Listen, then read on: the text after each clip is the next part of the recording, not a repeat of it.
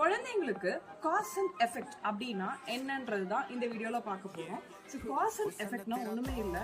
ஏதாவது ஒரு சுச்சுவேஷன் நடக்குது அப்படின்னா அவங்களுக்கு அது என்ன மாதிரி ப்ராப்ளம்ஸ் காஸ் ஆகும் அப்படின்றது அவங்களால கெஸ் பண்ண தெரியணும். ஃபார் எக்ஸாம்பிள், நீங்க ஒரு செடியை காமிங்க, ஒரு பிளான்ட்டை காமிச்சிட்டு இந்த பிளான்ட்டுக்கு ஒரு வாரம் தண்ணி ஊத்தல அப்படின்னா என்ன நடக்கும் அப்படின்னு சொல்லிட்டு சிம்பிளா கேளுங்க. அந்த குழந்தையால அது வாடி போயிடும், இல்ல அது ஒரு மாதிரி ஸ்ட்ரென்த் இல்லாம போயிடும், ஏதோ ஒன்று ஆன்சர் பண்ண ட்ரை பண்ணுவாங்க. அட்லீஸ்ட் வேர்பலாவோ இல்ல எழுதியோ ஏதோ ஒன்று ஆன்சர் பண்ண ட்ரை பண்ணுவாங்க. இந்த மாதிரி தான் அவங்க லைஃப்லயும் சரி, எதுனாலும் சரி, ஒரு ப்ராப்ளம் ஏதாவது ஒன்று, அதாவது தூர பார்வைன்னு சொல்லுவாங்க. இதுதான் லாங் டிஸ்டன்ஸ்ல நம்ம என்ன அது நடக்கும் அப்படின்றது நம்மளால ஈஸியா கெஸ் பண்ண முடியும். ஸோ இந்த ஸ்கில் உங்க குழந்தைக்கு டெவலப் பண்ணணும்னா இந்த மாதிரி நிறைய ப்ராக்டிஸ் பண்ணிட்டே இருந்தாதான் அவங்களுக்கு இந்த ஸ்கில் பர்ஃபெக்டா டெவலப் ஆகும்.